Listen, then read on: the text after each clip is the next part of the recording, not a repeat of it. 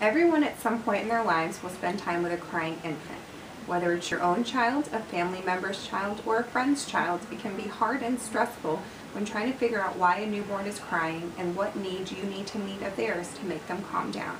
There are many basic needs that a baby needs, including having a clean diaper, not being too hot or too cold, having a full stomach, and having some human contact.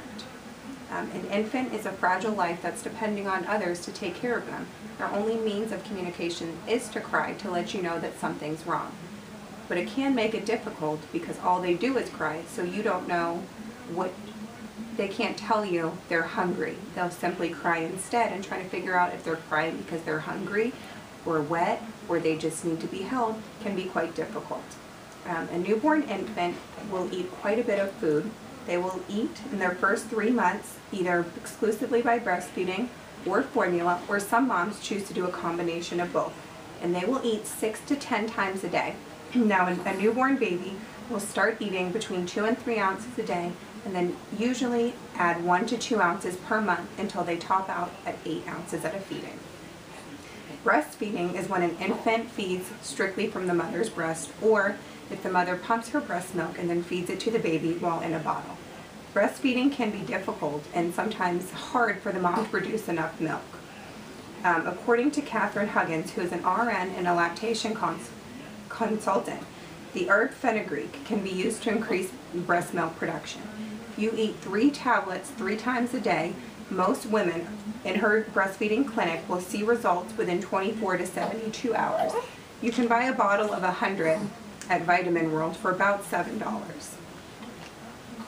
Now, sometimes a mom either chooses to do a combination of formula and breast milk, or they just simply choose to do formula. When making a formula bottle, it's typically 1 scoop of formula for every 2 ounces of water.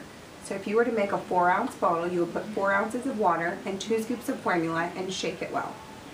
And then you can feed to the infant. Also, as soon as you're done feeding an infant, whether it is by breast or bottle, it is important to burp the baby afterwards to get any spit up or any air that's in their stomach. That can cause them to cry a lot as well. Now, another common technique that people will use to help soothe the baby is to wear the baby, either in a sling wrap like I have on, or if there's different types of wraps, such as a Moby wrap. Now, it promotes the baby being close to you and being able to feel that human contact and smell their mom or parent or other caretaker, and just has an overall sense of calm on the baby. Now, you can imagine if you were to put yourself in the baby's shoes, you've spent 9 months growing inside of a stomach where you were constantly hearing a heartbeat and constantly feeling somebody else around you, to now come out into the world and to be alone can be a little hard to adjust to. Now, baby wearing is also great because when you wear the baby, you typically will have 2 free hands. So if you have older children, you can help take care of the older children and do other things instead of just holding the baby. Now, a lot of people will say that a baby cries, and if you pick them up too often, you're going to make the child spoiled. Research has shown that a baby cannot develop a sense of crying to get your attention for selfish wants and just for being spoiled until between 4 to 6 months. So if baby cries any time before then and all their other needs are met, they may just want to be held, and that's okay. Baby wearing has become quite popular in the United States, where it's always been popular in other countries of the world. Everyone typically wears their babies while they do other things in other countries. It's just common if they're working in a field, the baby's strapped to them. In the United States, it's starting to make a comeback, and people are realizing that it's much easier than letting your baby just cry it out. Now, having a clean diaper is something else that really will upset a child if it's not being met. If a child has a poop or pee-filled diaper, it can sometimes soak through their diaper and wet their clothing, and that can be a very uncomfortable situation. It also makes them much colder. So it's very important to make sure that they have a clean diaper at all times. And even if the diaper is not leaking through to the point where it's making them cold and uncomfortable, it can lead to a diaper rash. And a diaper rash can be very painful. You can treat it with any medicated diaper rash, such as an A&D or a Desitin. Some moms choose to use baby powder at all diaper changes.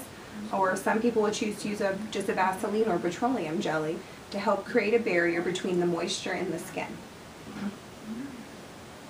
Now, a dirty diaper also is a good sign, though, if you are breastfeeding and formula feeding, that your child is getting enough nutrition. As long as your child is having regular bowel movements and filling up a diaper with urine, it does show that they are eating and drinking enough and that they are, meeting their nutritional needs.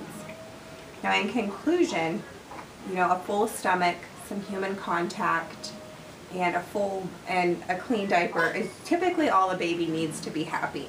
So when you find yourself in a stressful situation where the baby's crying, just remember to just take a breath, because they can sense your stress as well. So if you're very stressed out because they're crying, it's going to take them longer to calm down than it would if you were being very calm. Sometimes it helps to just take a step back, leave the room for a few minutes, take a breather, and then come back and try to soothe the infant.